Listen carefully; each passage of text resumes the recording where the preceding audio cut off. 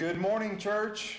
Good morning, Brady. All right, I want to welcome you to First United Methodist Church Midlothian. It's so good to be with you.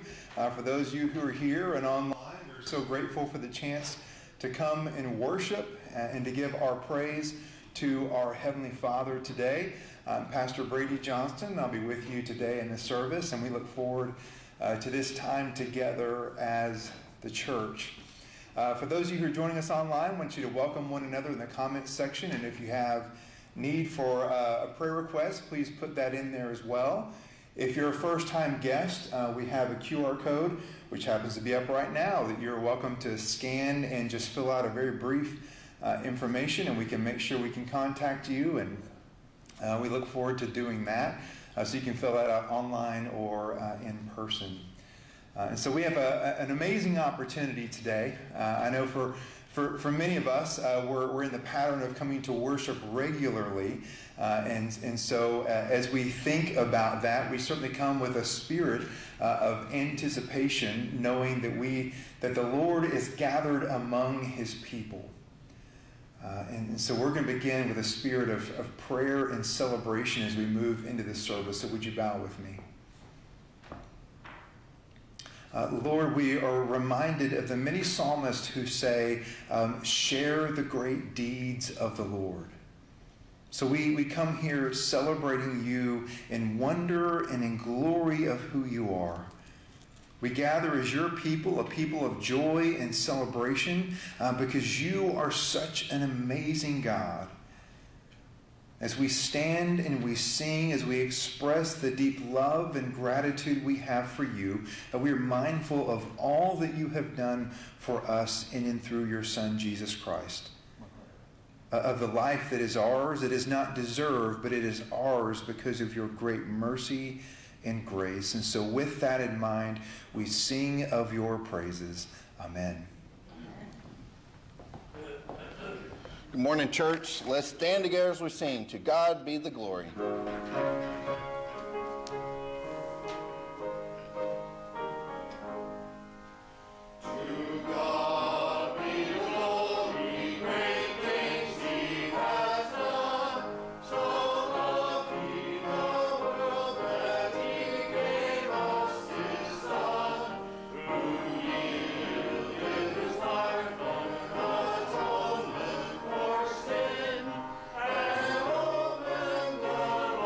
Yeah.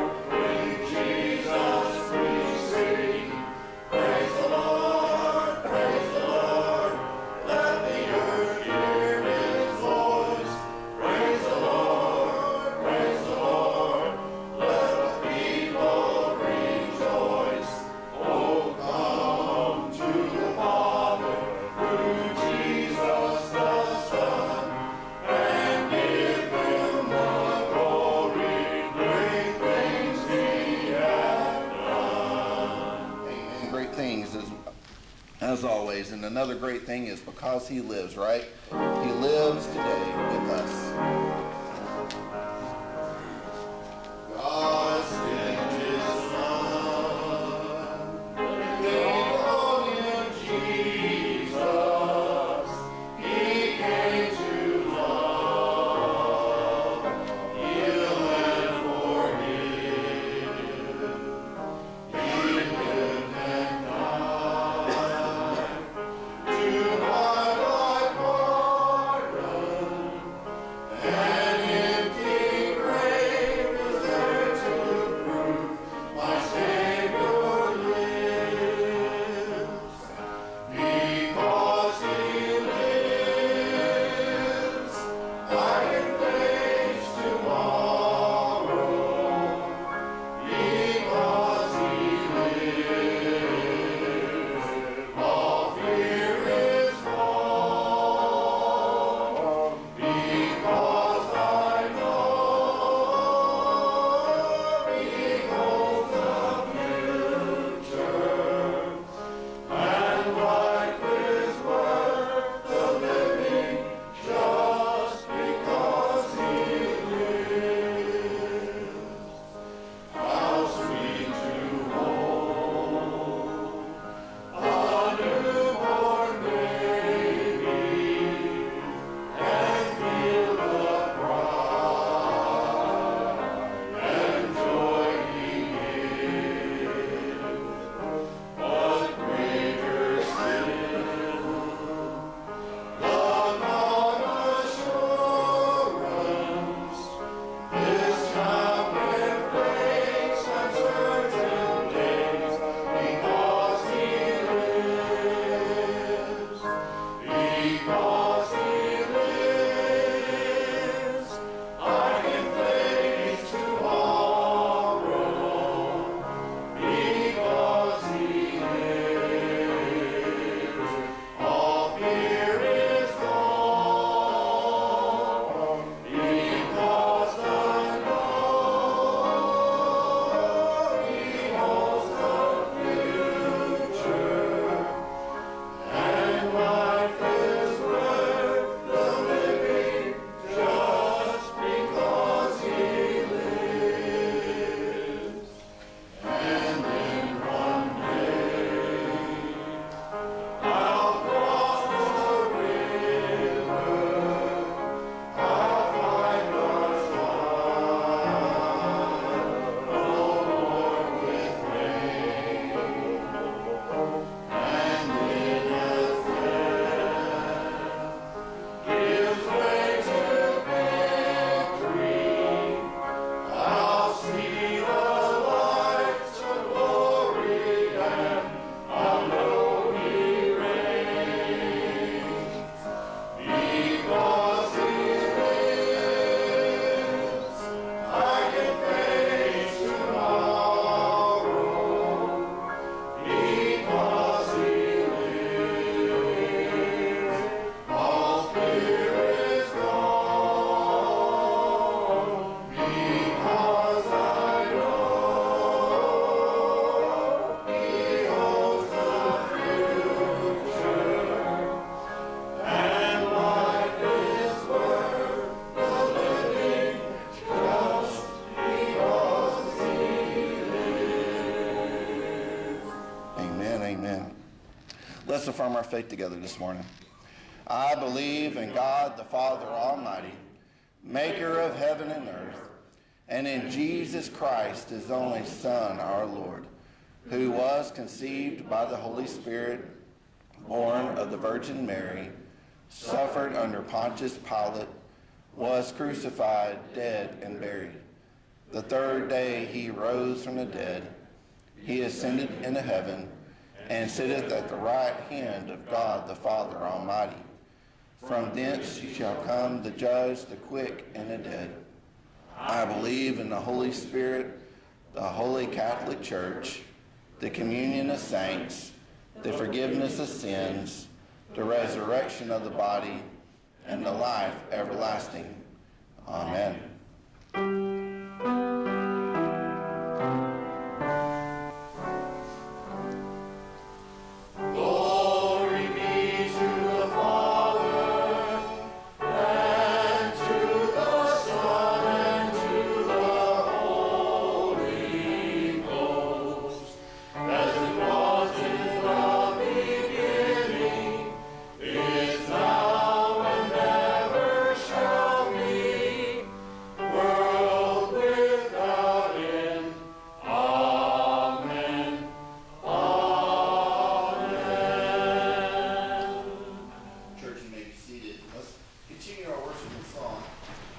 prepare our hearts for the word of the sermon and the scripture, we're going to sing Surely the Presence of the Lord. Surely the presence of the Lord is in this place.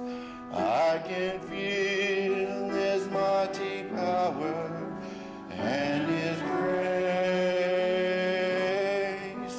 I can hear the brush of angels' wings. I see glory on each face. Surely the presence of the Lord is in this place. We'll sing it again. And surely the presence of the Lord is in this place. I can feel his mighty power and his grace. I can hear the brush of angels' wings. I see glory on each face. Surely the presence of the Lord is in this place.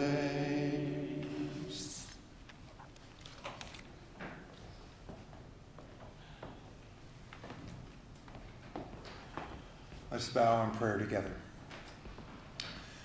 Lord, surely your presence is in this place, for you are with your people when they gather in your name. How grateful we are that as we sit here, Lord, that you, to be reminded of the reality that you are a God who is for your people.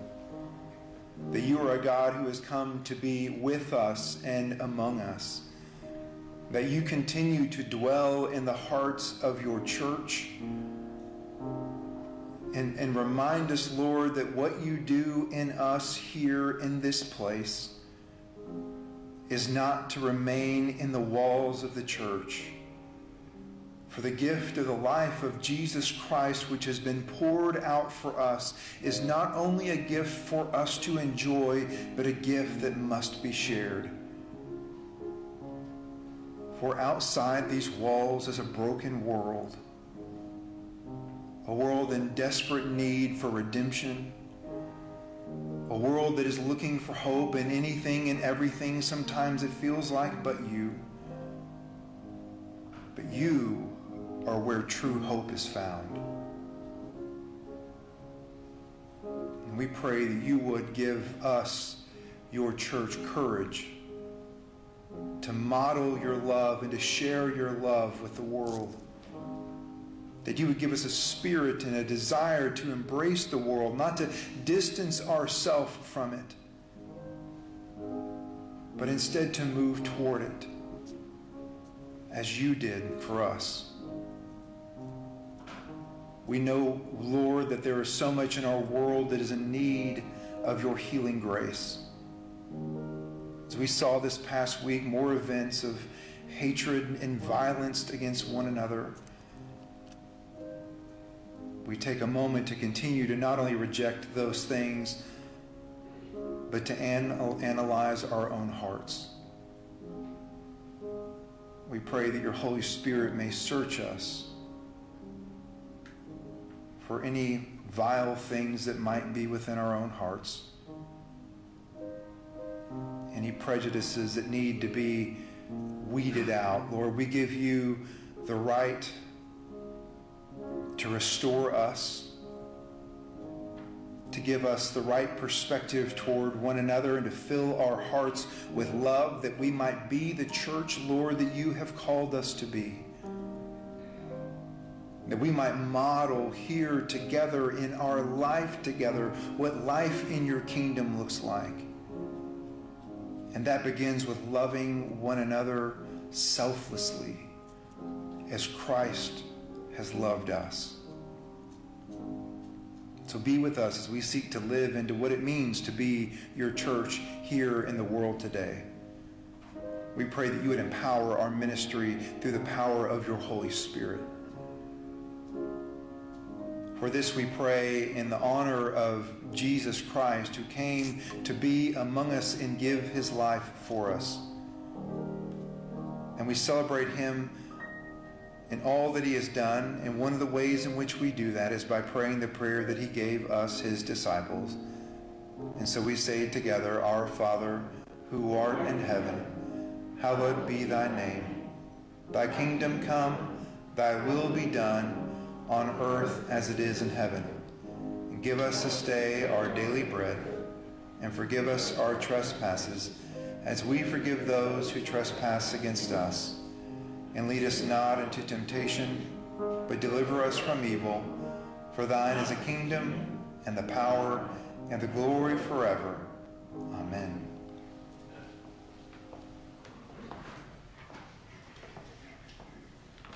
Church, it's been a while since I played for y'all, right? You know, it's like, okay, where's he been? You know, so I'm going to play this really, really neat arrangement of Amazing Grace.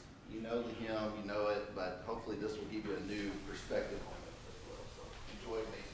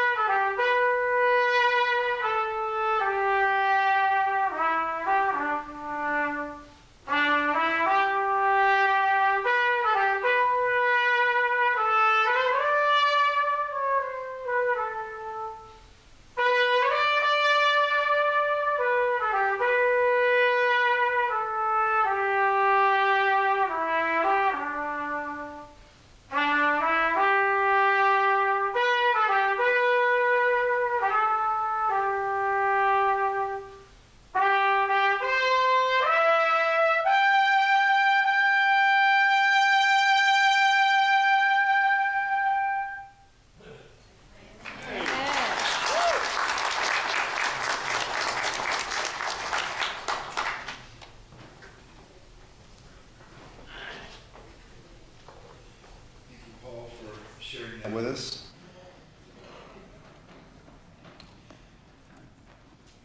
As someone who was fourth of 5 chairs in 6th grade band, I also played the trumpet and decided I would spare you from joining Paul today. So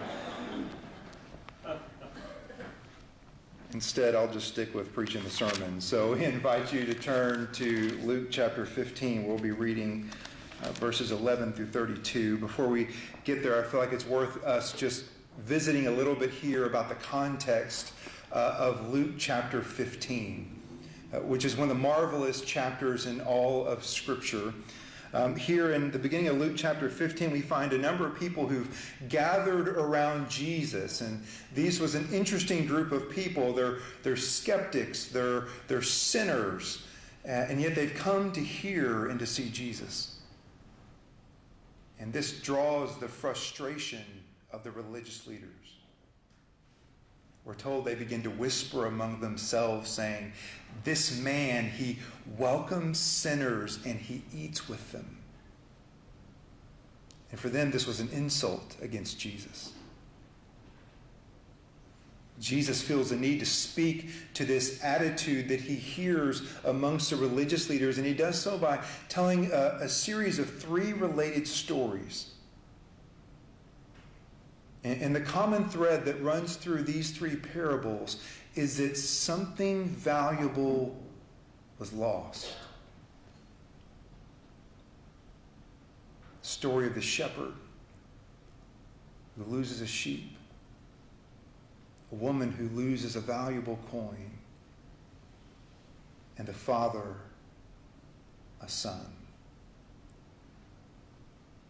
When you get through reading these 3 parables, Jesus' point to the religious leaders is unmistakable.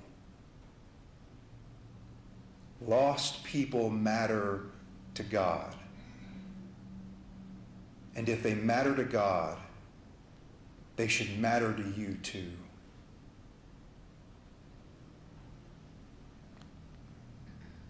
And today we're reading the 3rd of the 3 parables known to us as the parable of the prodigal son. It's often believed this is one of the most beautiful stories in all of the ancient world, and rightfully so. Though it's familiar to many of us, it's such a deep and a rich story that every time you read it, you can't help but see a little bit more in it. Another way of saying that is that, well, parables in many ways kind of act as a mirror. They really help us see ourselves in the characters. And that's certainly true in this one. And so as we read this, I invite you to see yourself in the characters here. In verse 11, Jesus continued, "There was a man who had 2 sons. The younger one said to his father, 'Father, give me my share of the estate.' So he divided his property between them. Not long after that, the younger son got together all that he had, and he set off for a distant country, and there squandered his wealth in wild living. After he had spent everything, there was a severe famine in the whole country, and he began to be in need. So he went and hired himself out to a citizen of that country, who sent him to his fields to feed pigs. He longed to fill his stomach with the pods that the pigs were eating, but no one gave him anything. When he came to his senses, he said, 'How many of my father's hired servants have food to spare, and I am starving to death? I will set out and go back to my father. I'll say to him, Father, I've sinned against heaven and you. I'm no longer worthy to be called your son. Just make me like one of your hired servants.'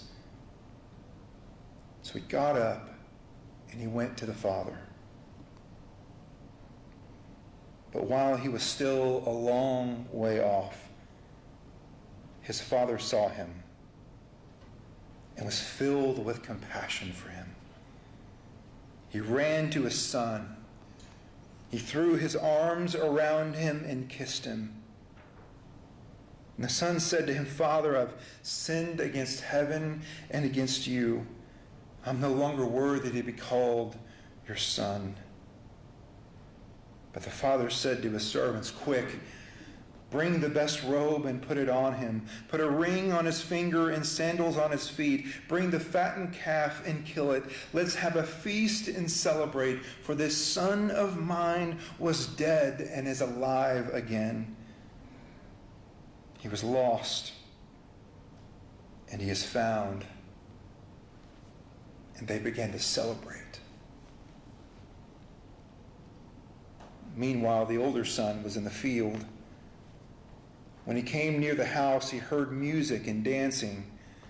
So he called to one of the servants and asked him what was going on. "Your brother has come home," he replied, "and your father has killed the fattened calf because he has him back safe and sound." The older brother became angry and refused to go in. So his father went out and pleaded with him. But he answered his father, "Look, all these years I've been slaving for you and never disobeyed your orders. Yet you never gave me even a young goat so that I could celebrate with my friends. But when this son of yours, who has squandered your property with prostitutes, comes home, you kill the fattened calf for him?" "My son," the father said, "you are always with me, and everything I have is yours. But we had to celebrate and be glad because this brother of yours was dead and is alive again, was lost and is found." The word of God for the people of God. Thanks be to God. It's a simple story with three characters, a father and two sons. The first one we're introduced to is the young son. We look at the characteristics of the younger son, we see immediately that he's foolish and arrogant. At the core of his arrogance is a belief that really a better life for himself lay beyond a life he knew with his father. He just seemed to know, almost with that kind of, without a shadow of a doubt, the kind of thing you have when you're young and optimistic, that he could somehow build a better life for himself than what he knew with his father. All he needed was the freedom and resources to do it. If he just had those things, that would be enough to realize the life he had dreamed of. And so he goes to his father. Bold move, and he says, "Dad, give me my inheritance." A move that essentially says to your parent, "Hey, look, you're more valuable to me dead than alive, so just give me what you're going to give me when you pass away." And the father gives him the inheritance, and very soon we find that he leaves for a distant land, as if to say, "I'm going to go find a life as far away from you, Father, as is possible."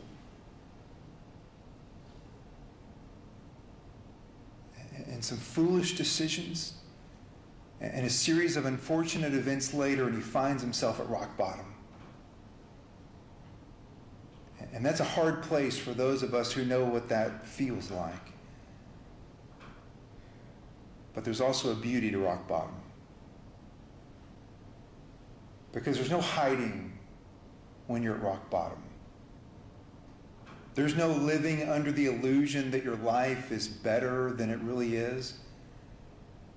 You see, it's at rock bottom that you have to be honest about your life. And it's there that you see yourself and what you are for what you really are. Because there's reality at rock bottom. And we find that the son at rock bottom comes to his senses. One of the most beautiful parts in this entire parable. He comes to his senses. And he begins to look back to a life with his father.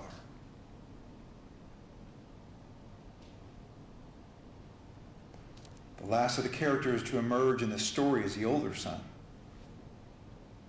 When you look at the external factors of the older son, the external characteristics, it almost feels like he's the perfect child, right?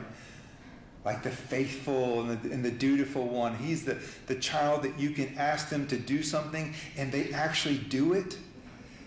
I don't know if you had one of those, but man, you got to have a special love for a kid like that. And that's this one. But when you look beyond the externals and you begin to look deeper into the heart, which this parable affords us that kind of vision, you see that he's just as lost as his younger brother, just in a different way. There's an ugliness to the heart of the older brother. We look at him and we see these sins that are lurking beneath the surface of him, and perhaps the most toxic being that kind of stealthy sin that's hard to find, but it's that sin of self-righteousness. And we see it emerge in the fact that he has this deep-seated resentment and judgment for those who are unlike him. And we see in him an unwillingness to bend or even celebrate at the homecoming of his younger brother. And the eerie thing is that even though the son continued to live under the same roof as his father, he had lost all sense of the joy of being under his care.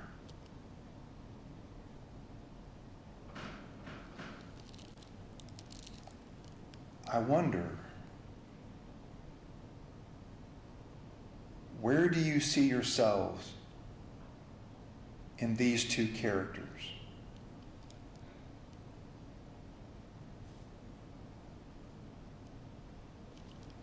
This parable is a mirror, and it invites us to, with courage, look into the mirror to see ourselves. Where do you see yourselves in the story of the two sons?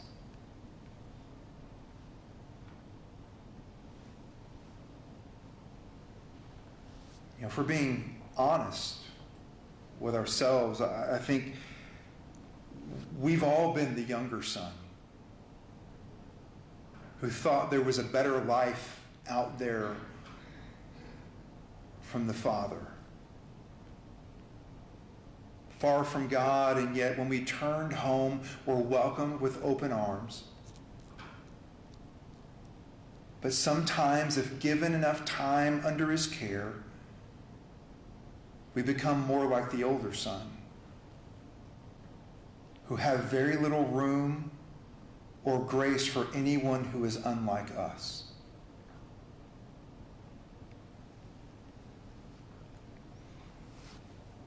Now, the older son, as we see, stands as a warning to the religious community, meaning, well, you and me. That while we'd each agree that the attitude of the older son is one that's really hideous as it becomes evident in the story, we find that attitude that can creep up in us as well is often much more difficult to spot in our own hearts.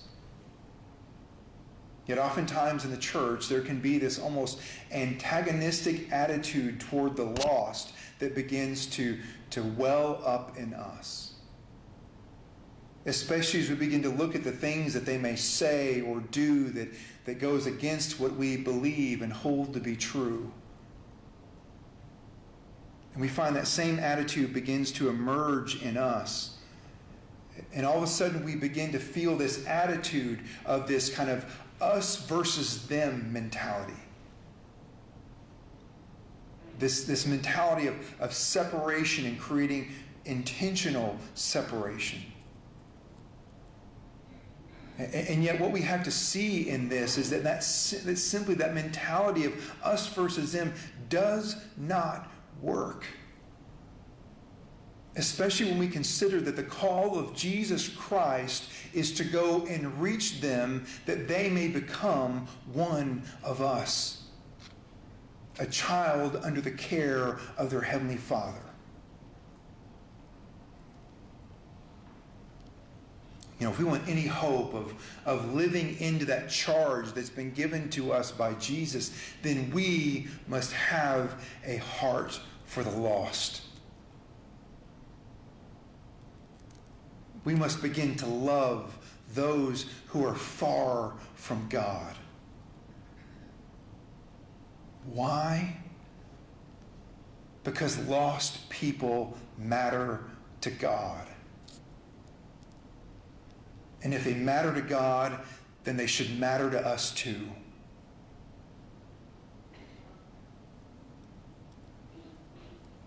Fortunately for us, we're given a picture of what it looks like to love the lost. And the picture in this parable comes from the father, the almost lovesick father who becomes representative of the Lord in the way that the Lord looks at the lost. And for me, the climax of this parable comes when the son is returning home and the father sees him at quite a distance, almost leading us to assume that the father has looked down that road time and time again, hoping to see his son. But he sees him and he's filled with compassion, and he runs to him and he embraces him. And he gives him back all the things that the son had rejected and given back to the father gives to his son. And this is something that would have flied in the face of what those in the crowd would have expected to hear in the story.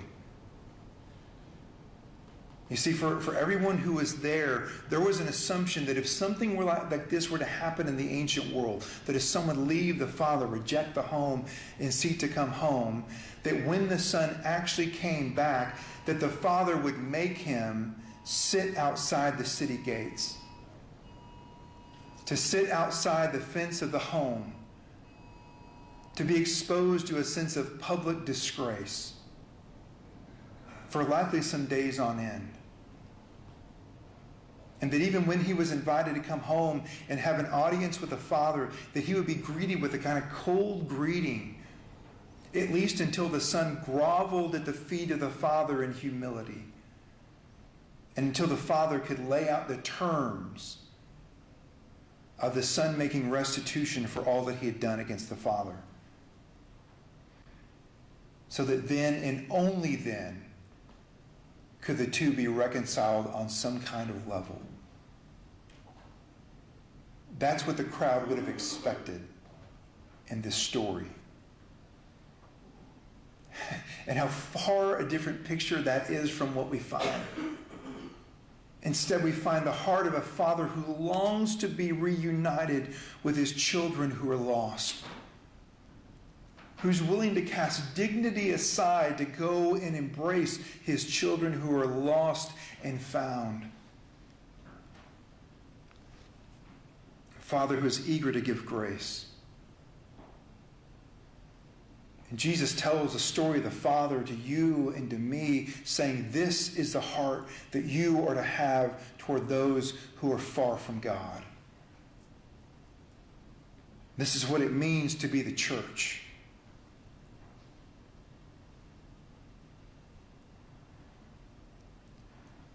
I've shared this story with you before, but I just couldn't pass it up again in light of what we're talking about today. It's a story that comes from Tony Campolo, who's a pretty famous Christian speaker and sociologist. Campolo was invited to go and share at a conference in Honolulu, Hawaii, and so he made the flight out there. And if you've ever been to Hawaii, you know that dealing with the time change is quite a challenge. And so for the first night, Tony woke up at 2:30 a.m., hungry and ready to go for the day. And so he decided to walk the streets of Honolulu to find some place that was open so he could go and have a cup of coffee and whatever breakfast they offered. He happened to stumble upon a greasy spoon of a place there in downtown Honolulu. He walked in, he ordered his coffee, he was sitting there, and there at about 3:30 in the morning, a group of 8 or 9 prostitutes come in.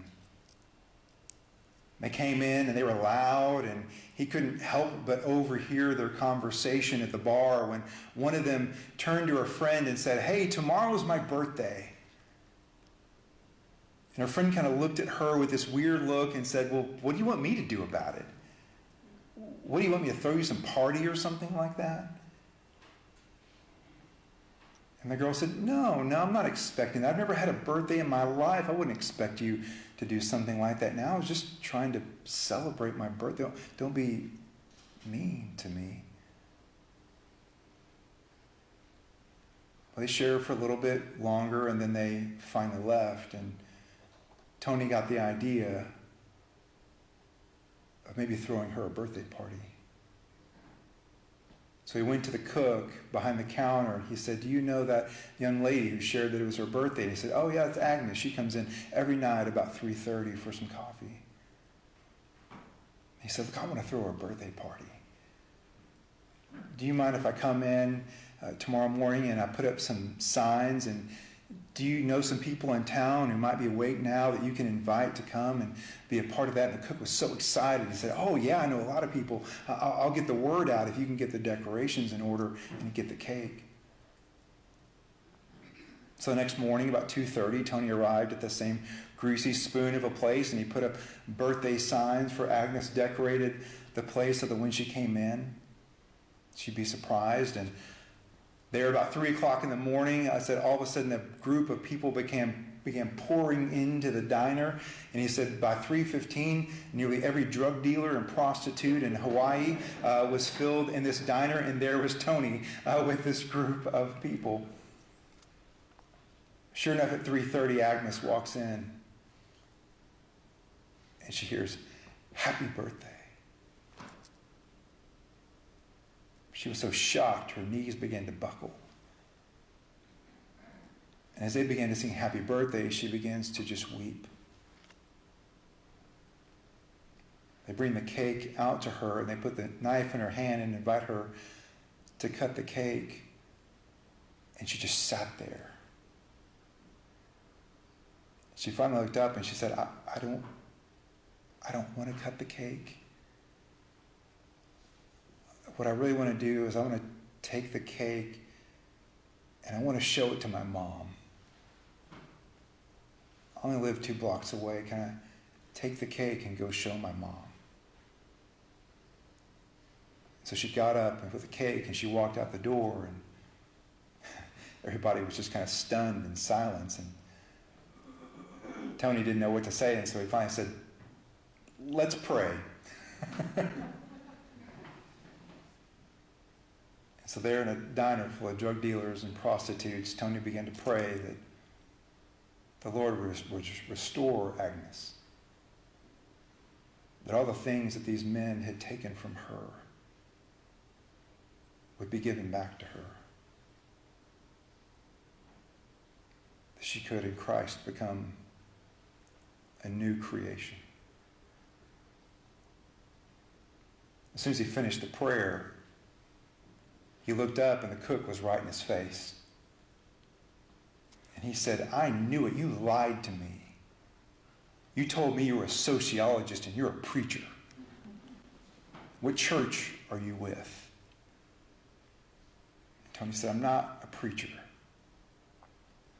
But the church I'm with is a church that throws birthday parties for prostitutes at 3:30 in the morning. And the cook smiled and he said, no, you're not. But I would join a church like that. I got news for us. That's the kind of church that Jesus came to create. A church that's defined by joy and celebration, not judgment and exclusion. A church that has a heart for those who are far from God, that looks more like the Father than it does an older brother. A church that has more grace to give than maybe is even desired. That's the church that Jesus came to create in you and in me. A church that loves the lost because the lost matter to God. And if they matter to God, then you had better bet that they ought to matter to us. And so let's pray together.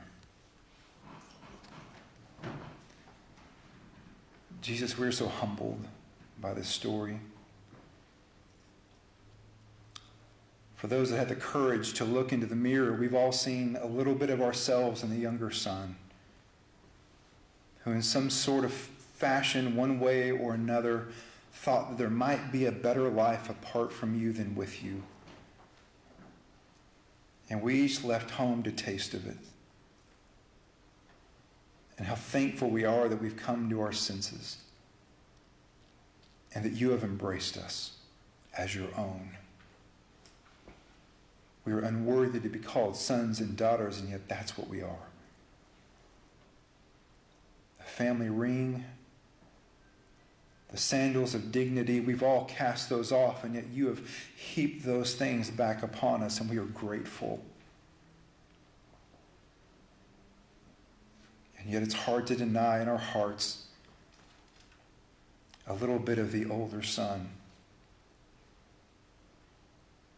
who has very little room or even grace for those that are unlike us now.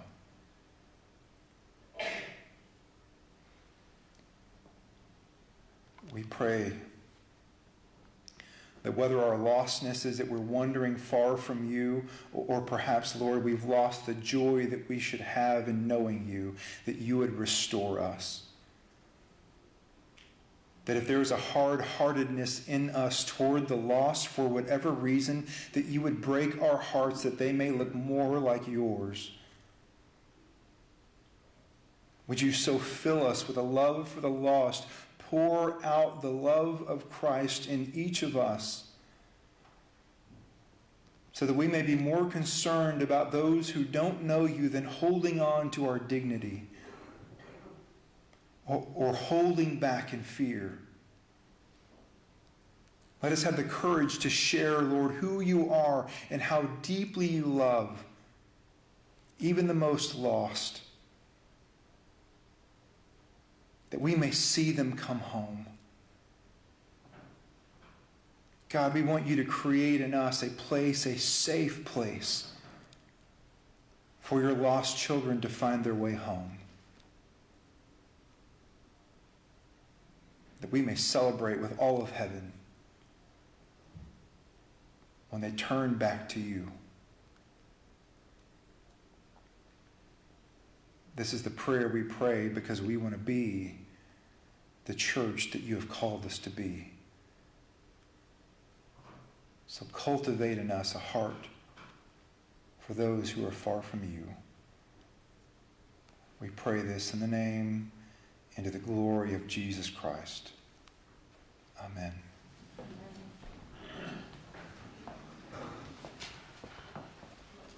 Church, let's stand together as we sing Amazing Grace.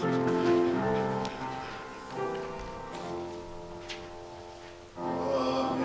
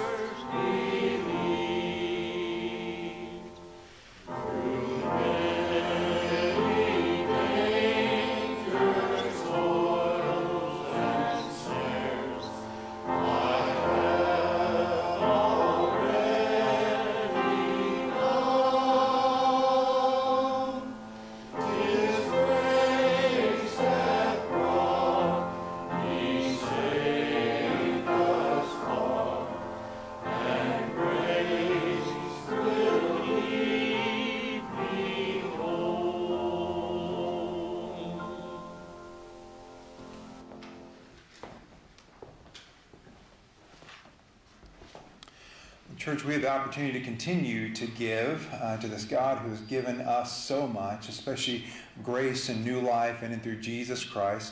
For those of you who are here, there's options to give as you exit. And for those of you online, there's a link to follow to make your gift. There's also a QR code for those who are here and online.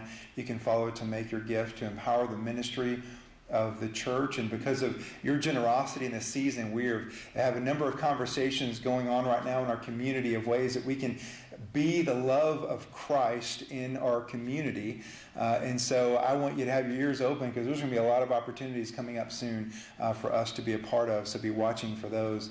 And I know that we as a church will respond not only with our generosity and our financial gifts, but also with our time and the heart and attitude we bring to such service.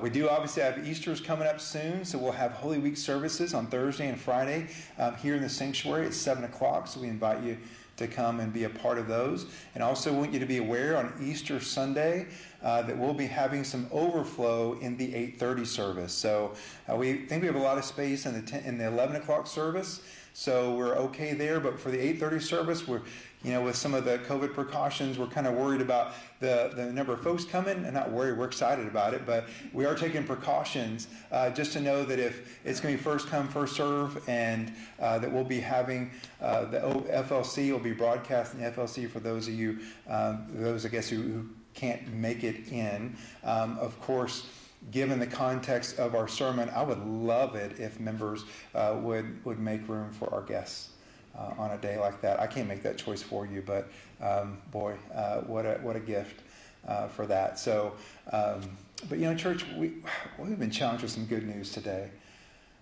And the first of that is that we're loved by God.